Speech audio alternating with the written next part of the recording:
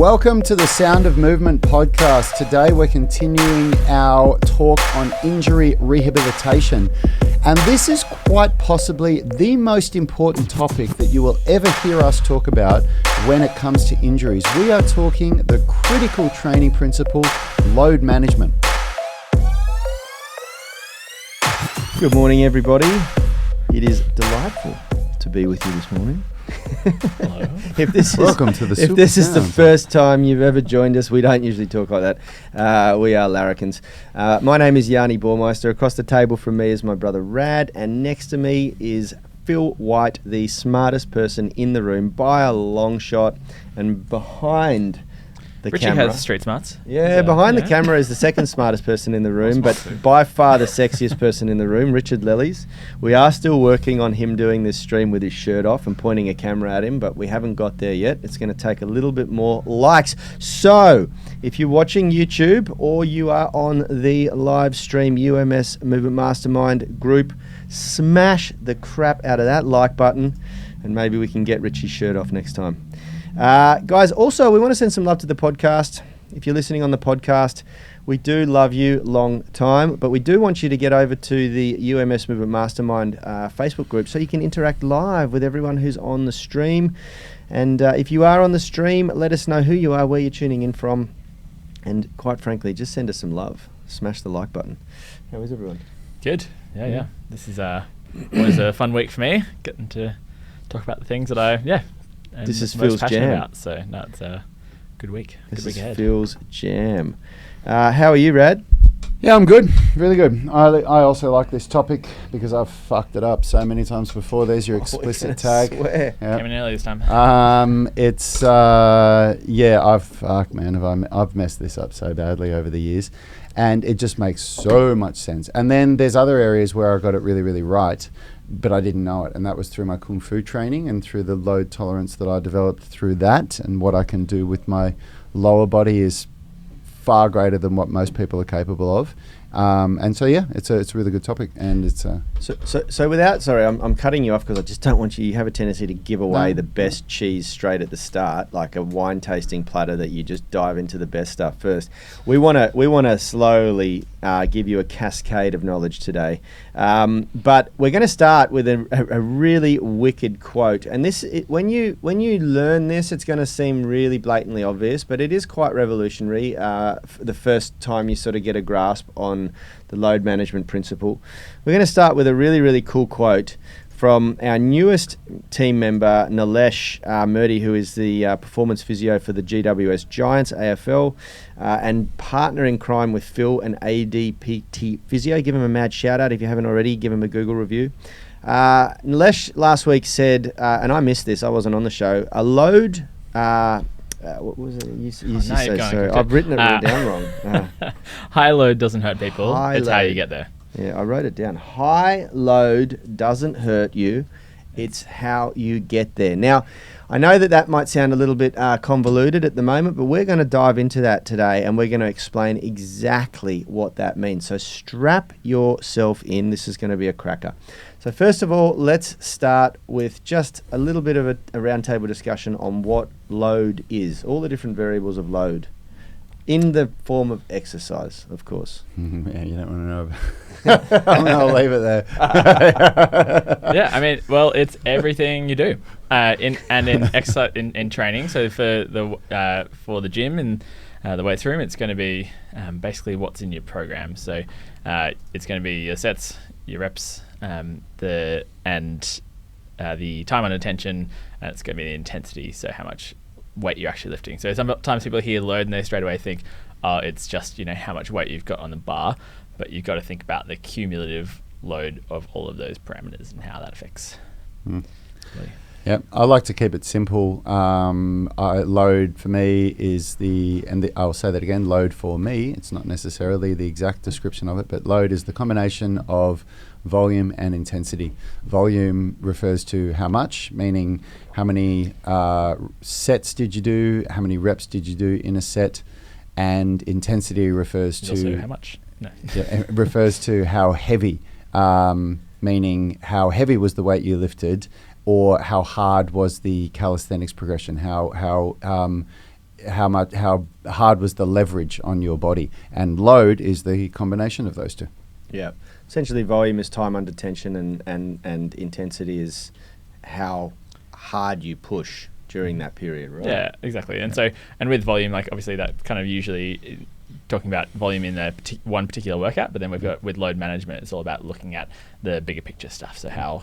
Yeah, so volume can refer to how much Totally. on one muscle group within a workout, and then it can also refer to how much within a week, and then it can refer to how much within a day, within a month. Like there's different ways to manipulate volume. Yeah. So we've got, and we've just kind of discussed the variables that happen within the workout, and we call, and then I'm going to go a little bit deeper and throw a little bit more fuel on the confusion fire by saying that load is also manipulated by things like range of motion. So the depth of a squat is going to increase the load on the body. And also the last variable we'll talk about for argument's sake is the form and technique in and of itself. So if you have... Will we? Or will we talk about that tomorrow? We'll just very quickly highlight it today because it is a load variable. Yeah. If you have poor technique in a lift, then you are going to expose the body to more load, and we're going to go really deep into that tomorrow. So, those are the loading variables within a workout that we're going to play with today and talk about today. And what the quote that we kicked off the show, high load. Consider, different exposure to high levels of load. That's essentially lifting maximal weights or doing very, very difficult progressions of an exercise.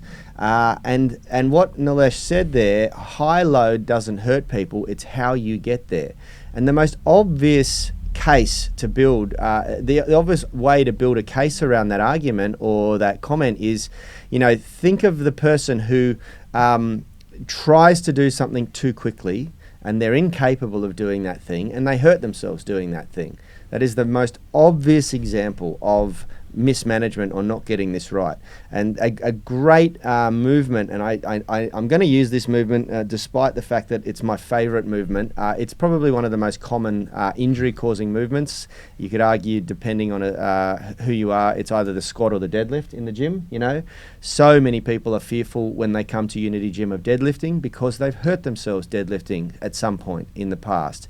And it's a really great example of a movement that people really stuff up load management with. They go to the gym with some mates who have been training for far longer than they have, who have had a little bit more time to build up their load tolerance than they have, and they are roughly the same size as that person. They're all around 80, 85 kilo, and they go, okay, my mate's deadlifting 100 kilos. I'm going to have a crack at deadlifting 100 kilos with zero preparation and zero practice on that movement. So they've got very little load capacity and they try to pick up that weight and they hurt themselves. And that is a really great example of, someone choosing a very high load with very poor a history of getting there. They didn't put bank any work in, any effort, any practice. Yeah, and I think with that particular example, if it's someone who's just coming from a deadlift, that I think the things that could into that person is a combination of technique. It could be the technique issue or it could be the actual load issue. So I think trying to imagine this person had also done somehow managed to learn assume that they had perfect technique, but they just went from 0 to 100 straight away because that's the key thing I don't want you to get confused about. It's not like, you just learn how to do the movement and then you can do it later. It's, You've got to have your technique dialed in, and then it's about load management as well. Well, I liked it in this, and someone once told me, and I can't remember if it was Charles Poliquin or Tony Battaji. It was one of the people that I would consider had a big influence on my training. Once said that every time I think it was Tony Battaji, every time you want to have a goal of increasing the intensity or the load in your workout. Almost every workout, unless you're doing a back-off cycle or a back-off week or a recovery phase in your training, every single workout you want to try and manipulate a variable to increase the load. And that's what we call progressive overload, which we're going to go deeper into that. But he once said, think of it like this. Every time you add a kilo to either side of the barbell or half a kilo to either dumbbell or whatever it is that you increase the load by, we have good gyms have fractional weight plates and things like that. I know some gyms don't, where you can go up by very small increments. Think of it like you're installing a new software into your hardware. You're literally upgrading your central nervous system. You're teaching the nervous system to lift a slightly heavier weight.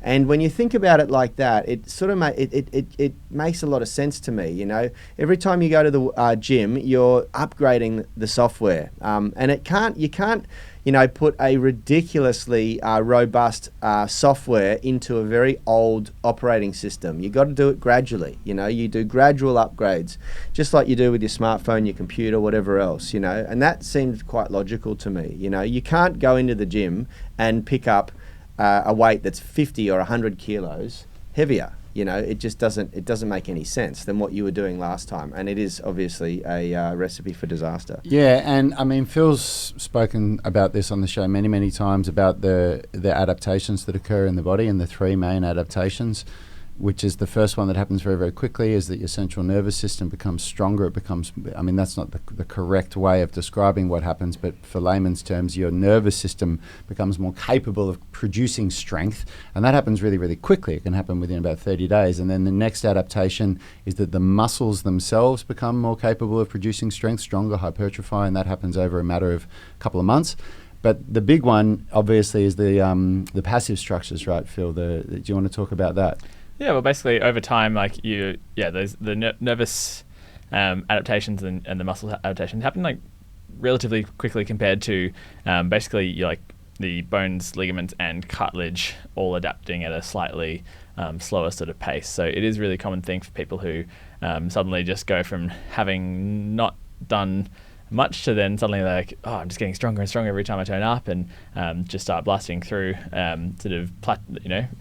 PBs after PBs, but then that will really start to catch up with them after potentially a couple, actually could be quite quickly, because basically all the other structures in your body have to develop and adapt as well. So your bone, as you cause impact and resistance, sort of weight bearing through your bones, they'll get become more dense. Ligaments can thicken, and cartilage will constantly kind of keep remodeling. But this is one of the things that I actually coach a lot of our intermediate and senior members on a lot, is when they talk about how after 6 months or a year, and they start talking about niggling injuries that they're getting, or every time I do, most recently one of our members was saying, I think I realize why I keep getting spasms in my back. I think it's on the shoulder press. And he was talking me through what happens to his technique, and I've seen it personally, and he's talking about how he was shoulder pressing 65 kilos. And this is a guy who's in his 50s. He's a very, very strong one of our members. But 65 kilos, for those of you in America, that's about 150 pounds, 145, something like that. That's a lot of weight to be shoulder pressing. And I said to him, yeah, man, you've come to that point where you're really hitting your upper limits, and you probably need to back the weight off about 20% and just spend some time on that there. And that's, it can be quite a frustrating journey for people, because that feeling of, getting stronger day on day, week on week, and then you get to this point where all of a sudden now you're getting injured and you're not getting stronger, you're not being able to lift more weight and everything. And it's something that took me a long time to understand, this load management. Listen to Coach Summer talking about how he trains people where he basically gets push them past the barrier and then just keeps them there for a long period of time before then moving on, because he's very you get to a point where your frame won't get much stronger. There's small variations you can do, and that comes down to genetics, how fast twitch your muscle fibers are and things like that, and how you sort of train them. But you get to a point, and when you train with someone like Charles Poliquin, I know he's not around anymore, or any really, really good strength coach who specializes in this, they do it in phases where you get to a point and they'll say, well, that's about your limit unless you put on another 10 pounds of muscle mass. And so then you need to sort of switch over to, okay, I need to increase my caloric intake, and I need to actually put on some more meat, and then that'll take my strength to a new threshold. And that's why we talk about training age, and I'm not sure, we haven't brought up that term today yet, but it's a really important, it's a really critical concept to understand, is that, if you've been in the gym, putting that sort of load and that sort of exercise, a certain sort of exercise through your body for quite a while, then your training age is older, and therefore you'll have a lot of these adaptations will have sort of started to move along. So if you're quite an experienced person in the gym coming in to train here, and would be much more likely to progress you and push you further. Whereas if it's someone who's maybe done a bit of team sport as a kid and then had a bunch of time off and was an office worker and then now is just getting into exercise for the first time in their life in their 30s, then you've really got to understand that over those sort of development years, like you haven't been putting the stimulus to get build your frame, build all those like resilience in your passive structures to handle all this stuff. So you're going to have to just take a slower approach. That doesn't necessarily mean that your upper limit can't be as high, but you've just got to respect the time periods and take your time getting there. Yeah, and yourself. And I mean, this is something that I personally experienced because my story of spending my late teens and all through my 20s doing Kung Fu, there was so much work and so much load development in my lower body. So, everything, including my core, but everything from, really the belly button down really got strong and flexible. But what was going on in my upper body, I wasn't putting my body through load because I was throwing punches around and I was doing all of this and that. So then when I started trying to do calisthenics in my 30s, I didn't have that load tolerance in my upper body, and I got a lot of injuries because I didn't understand why I just didn't get why couldn't I do this stuff that my lower body's so strong. Your and muscles are getting bigger, you're feeling stronger. I was getting bigger, I was getting stronger, but I just kept getting these injuries. And what people don't understand, like what you just said there, is when you develop that load tolerance through those formative years of your life, like for a man, through your 20s, your testosterone is peaking and you're really geared towards being able to adapt to this stuff.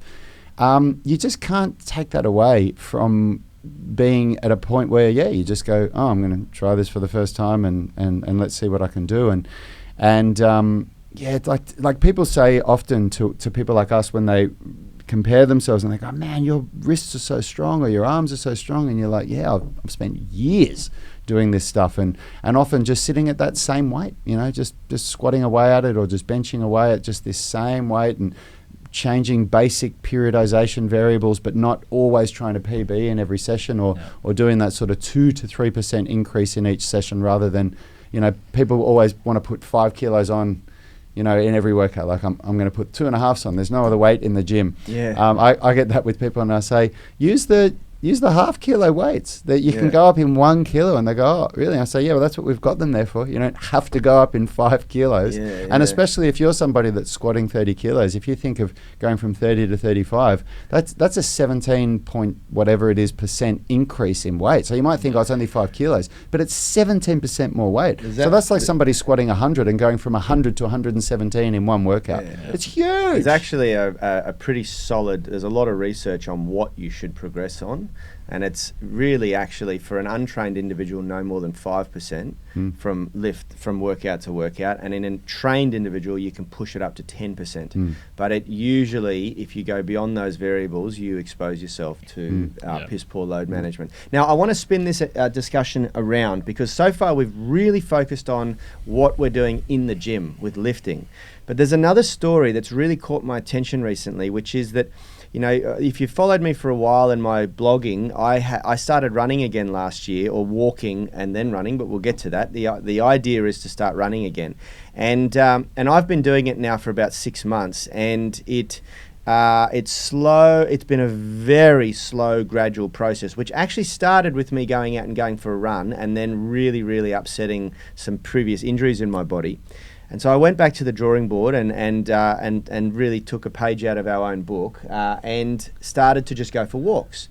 And then over time, building up the load capacity. Now, in January this year, which should be expected, I see my regular crew every morning. I'm up at 5 in the morning. I'm up at 5:20 in the morning. The alarm goes off. I'm out of the house by 5:30, and I'm usually on the Harbour Bridge by about 10 to 6, quarter to 6, maybe a little bit earlier. And I go across the bridge, you see the same crew coming in the opposite direction, the same crew going in the other direction. And in January, there's a whole new horde of people who are out there for their New Year's resolutions.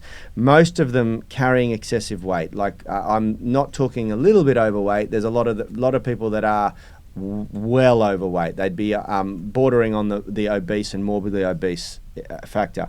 And they're all running.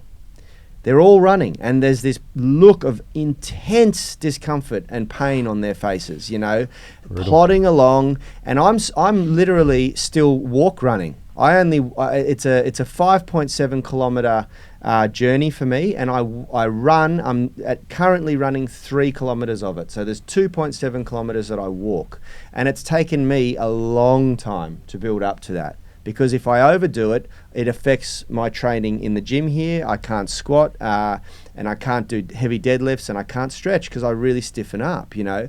So I've been very progressive about it. And this is where I want to talk about the need for progressive overload when you're managing this, because the majority, it's been really upsetting to me to get out there over the weekend, or I think it was Friday or Saturday, and then again this morning it's raining a bit in Sydney, and it's a bit glum and overcast, and they're all gone. All those people are gone. I didn't pass one of them.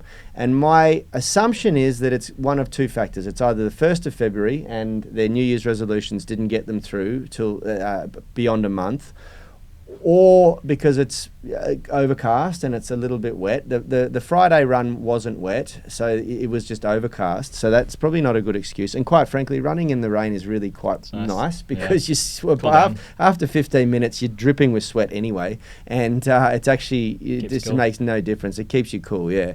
And so I don't think that's a good excuse.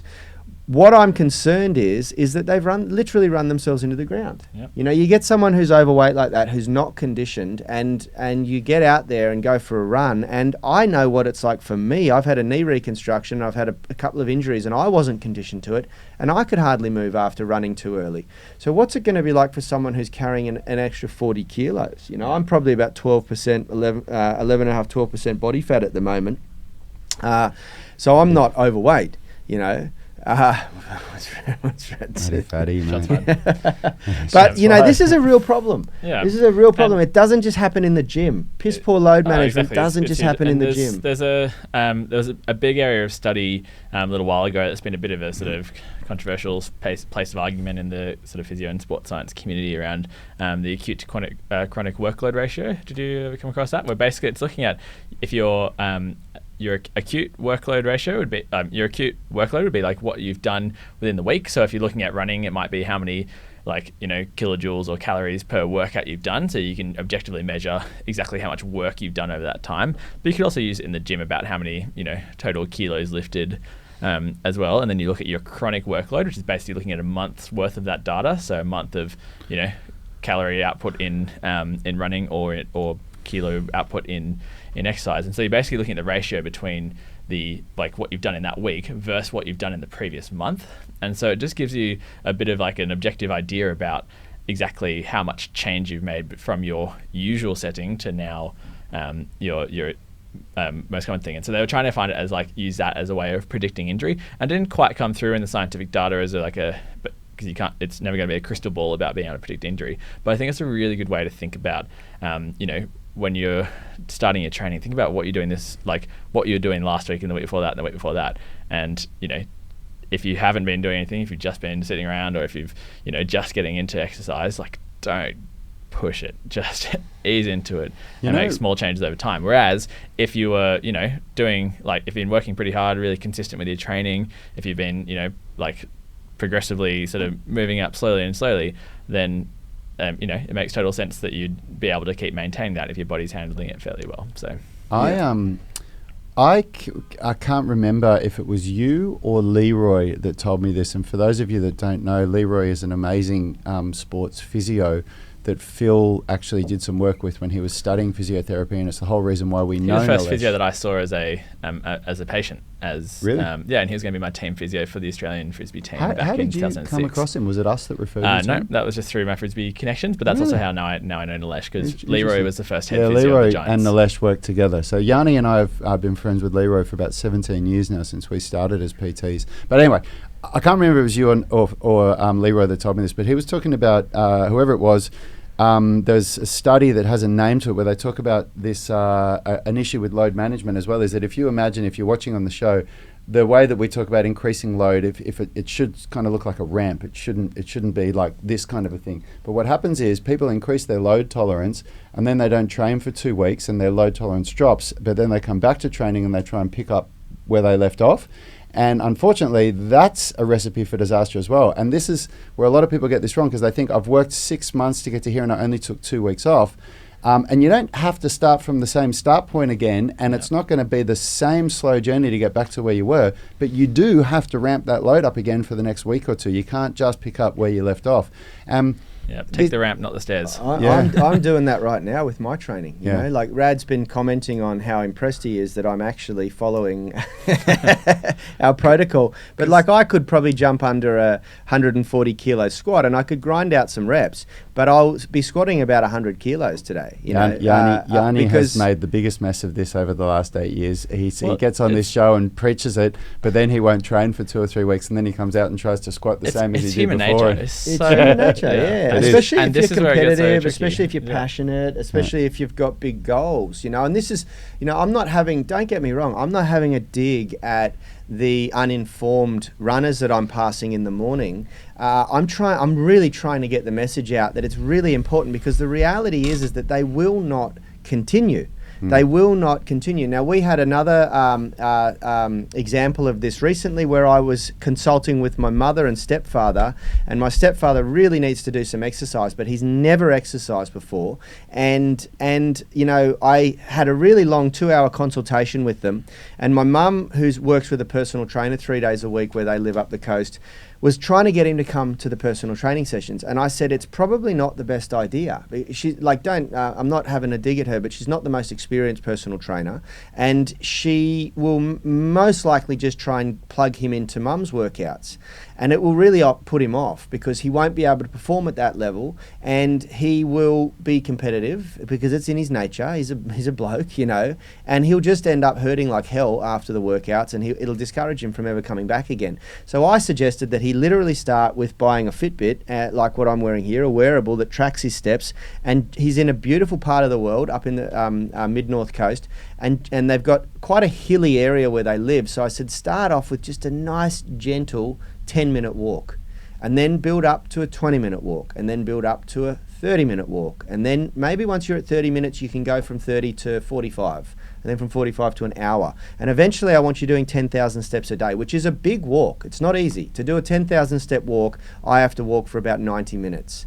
And so once you're doing that, the body's going to start really changing and adapting, and the not just the muscle tissues and your cardiovascular system, but all of the connective tissues and the bones and things like that are going to start sort of having to adapt to that as well. And then once you're doing that after a month or two, then maybe consider introducing a little bit of strength training, but just drip feed it. You know, don't dive into it like a bat out of hell. And for that perspective, I urged him to get a trainer. Like, get your own trainer. Don't try and work with mum. Don't try and keep up with mum. Get a trainer who's just going to really layer it on nice and slowly. And the guy who owns their gym that she's going to is actually an exercise physiologist. And I said, try and get in with him, because he'll understand, you know. And yeah, and just with like looking back at the, you know, the human nature side of things, and people sort of hear this and they go, but I have goals that I want to hit, and I want to hit them quickly. Like, you've got, and this really like is a mistake that I made all through my teenage years playing competitive sport, where I would have like a world championship tournament coming up, and I'd like train my butt off or like play as many games as I possibly could to get as much in as possible, and then I'd injure myself, and then I'd have like a few weeks off, and then I'd come back, and I'd probably come back a bit early and not kind of I didn't really have any strength and conditioning guidance back then, and you know, hurt myself again and again, and I sort of just plateaued at this level where I just didn't get better, and I just watched all the guys who I'd been, you know, I taught to throw a frisbee, and I was coaching them in junior sort of things, and then suddenly they've just like gradually overtaking me, and then they end up, you know, sort of getting the spots on the teams that I was going for. And it was just such an example. And I was talking to one of my mates who ended up becoming one of the best kind of players in the country, and you know, he rolled his ankle just before the finals of the nationals, and he was like, and I was like, oh mate, you must be gutted. And he's like, yeah, but this is the first injury I've ever had. Like, he'd been playing for 10 years by that point, and he's like, I've been so fortunate, and that's where, you know, getting to that peak level, because he just never stopped. Yeah. And it's the tortoise and the hare thing, like, you know, that classic sort of fable where the tortoise ends up winning the race because they're constantly moving forward, whereas the hare is, you know, sprinting off, getting injured, plateauing. So absolutely. It does feel like, you know, you just want to push, you just want to go forward, but if you injure yourself, if you get out of, like, that will slow you down ultimately, and you'll make better progress. I personally, I know that I'm a lot harsher on the point that you've just made than you guys are, and you guys have in the past said to me that you think it should be delivered a little bit more gently, but I still stand by my guns, and I think that this is one of the biggest problems that we have. And you don't just need to relate it to health and fitness and exercise. You can relate it to anything. Like people might have a goal that they want to get a new car all of a sudden. And, if you decide to do the route that everybody does, most people, at least in Australia, and just go and get a loan and leverage yourself, that hurts you. But if you do what very few do and say, I'm going to save up, and once I can afford that car, I'm going to get it. But that takes time. You can't get that thing straight away. And the same thing goes with exercise. If you might have a goal where you say, I want to achieve this and I'm going to get there quickly. If you take that approach, it is likely going to end in pain, not just in your body, but to your ego. And we really need to start approaching life differently. We need to start looking at things realistically and saying, okay, I want to have this goal and I'm going to set myself to do that, but I'm going to get there the smart way. And if I don't achieve it in the time that I want, it doesn't matter, because by the time I get to that point, the deadline where I'm not at the goal, but I'm 70% there, at least I'm on the way, and then I can recalibrate my goals. Where if I go the other way, where I go full hell for leather and hurt myself, and then I can't do anything. Yeah, look, it's I think it is like quite literally one of the most important things to learn in life.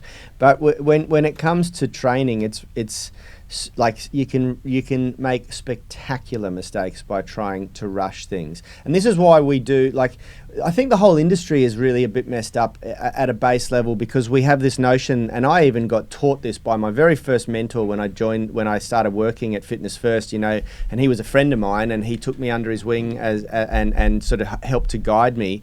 And he was like, just smash your clients, because you don't see them very often, and the times that they're in the gym, you want to make the most of it. So there was this mentality of you just got to absolutely brutalize them, And we've completely challenged the status quo with that at Unity Gym, where we teach people to train at a lower intensity. We try to keep them around that 70 percentile intensity, but we train them every day, and a lot of people are like, oh, that's ridiculous, that's overtraining. Well, yes, if you smash yourself every day, it's going to overtrain, you're going to go in an overtrained state. But we don't allow people to do that. We encourage people to train at a 70% intensity every day, and that creates consistency, and that hacks into a whole host of psychological elements of the training principles, where you're building habits, you're building routine, you're building rituals into your day that are much more powerful than just a really intense dose of exercise every other day or 3 times a week or something like that, And then, there is the other thing that we use, which is the preparations, the general preparations phase of training. And we put a spectacular amount of emphasis on the need for that. And we call that our foundations program. And we start people off doing a fast growth workshop, and the entire the principle behind the foundations workshop is to get them to understand the need for building a strong foundation before you dive off into what you're doing. And the whole idea of training is to get your body to a level where you can throw whatever you want at it. You can come up with a goal that you want to achieve in a very short amount of time, and your body will withstand it, But people in general just really mess this up. And so I think, if you get this right, you won't see, you won't need to see a physio, basically. Yeah, that's right. It's just so, unless you roll your ankle or you do your ACL playing accident, someone running into you in sport, you just won't get all of it. This is how you avoid tendinopathy. So everyone out there with golfer's elbow, if you got this right, you wouldn't have that. Same with all the tendinopathies. This is basically this problem. So many muscle tears where you've just overly fatigued yourself, and then you just do something when you're in a fatigue state, or you've taken a bunch of time off and think you can sprint as fast as you used to sprint. That would solve that issue. There's just, and all those people who have given up running after 1 month because the amount of pain they experience doesn't match the level of result they got. I know this happens. I've spoken to so many people in my 16 years as a personal trainer, and they put in all this effort and they experience all this heartache and pain, and they might lose 1 or 2 kilos, and it's just like, what? I'm not continuing with this. I can't deal with that pain I got to lose 40 kilos, and it took a month to lose 1 kilo or 2 kilos. Does that mean it's going to take 40 months to lose my weight at this level of pain? No, you messed up the load management. You should never have run. You would have lost more fat bloody walking, and you wouldn't have hurt so much. So you would have been able to walk the day after, and the day after, and the day after. And guess what? At the end of the month, you probably would have lost several kilos, maybe even more, and you wouldn't have hurt. and you would have felt good about it, and it would have motivated you to still be out there in February, you know. So that you need to approach your training like that with everything. You need to you need to find a balance that you're going to enjoy, because guess what? It's going to take longer than a fucking month. And you have to embrace that. It doesn't matter what you're trying to achieve, unless you are an elite level athlete who can periodize a program phase of 4 weeks or 3 weeks and actually see a really good result with that, and really brutalize your body. You know, you're not going to be able to achieve amazing things in that short time frame. They have the training age to be able to handle that. That's so it's all about creating right. that buffer. Yeah, that's exactly right. You know, so embrace that it's going to take a little while. Progress slowly and use the principle of progressive overload. If you don't know what that means, we've got heaps of podcasts on it. Just search for it. And if you want to know how we do this stuff, then you know, by all means, jump into our ecosystem and get into the Foundations program, get into the UMS online coaching, get into, you know, whatever it is that you're doing. And this really guides, you know, both in relation to my physio management, where if you have an injury, we're not going to tell you to stop, because we know that if you then stop and come back, you know, like 3 weeks later, you're going to be in a whole lot of hurt, because you've now got to like start from the bottom and work up. So, you know, if you have an upper body injury, then we just put your focus to your lower body, and then give you a bit of sort of, you know, like regress your upper body a little bit and then bring you back. But it's all about keeping load in that system so you keep that tolerance. Yeah. So that's, you know, this is all really inbuilt into our rehab sort of principles. Absolutely. So, as we bring this in for landing, guys, I challenge everyone out there to just take a little pause on what you're doing. Have a think about, am I going at this too fast? Am I being realistic? Am I using the concept or the principle of progressive overload in what I'm doing? You know, is my goal mindset a little bit too short term? Do I need to think a little bit more long term? Because it is that point in the year where the hype of the new year is starting to trickle off and wear off, and we often need to recalibrate. We need to dust our shoulders off and have another run at the mountain that is our goals. And it's really, really important that you do that, and that you do it properly. Reach out, hit us up, post in the group, or on the comment on the podcast, or on YouTube if you want to know more about this sort of stuff. We do lots and lots and lots. And for some a practical takeaway for today, if you know how much you've done in the past, then you're going to have a better idea of how much you can, you know, do today and in the future. So I really do encourage you to, you know, track what you're doing. If you have you can have a wearable for your running, or if you have just write down on your program card what you've done, because that will be, you know, like the biggest thing that will safeguard you from injury long term, but also, you know, be a good diagnostic tool looking back if you do start to develop some kind of injury or pain. So, you know, this can be really like, I find it really annoying, you know, writing down absolutely everything. So I'm even happy for you to do like a sort of almost like subjective score of just like how hard you went in that session, or something, just like anything, or if it's just catching the weights for the top sets, not all the back down sets and everything, or not all the accessories, sorry, just like anything to give you a bit of an idea about how much you're working. Awesome. Tomorrow we're going to talk about the difference between macro and micro loading. We gave a little hint of that away today. On Thursday, we're going to be talking about how to overcome an injury identity and why that's so important, and why it's better to cultivate a performance mindset. And on Friday, we're going to bring this in for a landing and talk about why we believe motion is lotion. And it really drills into what Phil just said there, which is if you injure yourself, you are not going to be told to stop training. You're going to be encouraged to keep moving, and why that's so important. And guys, I'll give it away today. At the end of this week, we're going to be doing a massive flash sale over the weekend, releasing all of our rehab programs. Anyone who is suffering a little bit and isn't in the UMS Movement Mastermind, the UMS online coaching, or doing the Foundations program, we use these rehab programs for people who aren't ready to really follow a holistic program where we cover everything. It's a great way to just work on a specific issue or compromise that you've got that you're dealing with. So look out for that as well. We'll see you all tomorrow. Ciao. Health is about performance, not just body image. You better be willing to accept what you're going to have to do to get there. We'll start focusing on movement goals, strength goals, flexibility goals. When you nail that skill, it's there forever. The body image goal doesn't get you that far. It's the consistency and frequency that's going to get you there. It's not the intensity. There's no shortcuts to mastery and movement. Destination doesn't change overnight, but your direction will. The gym is not the place to beat up the body that you hate. It's the place to build the body that you love. We are the gym that teaches people how to move instead of just exercise, because we believe that health is about performance, not just body image.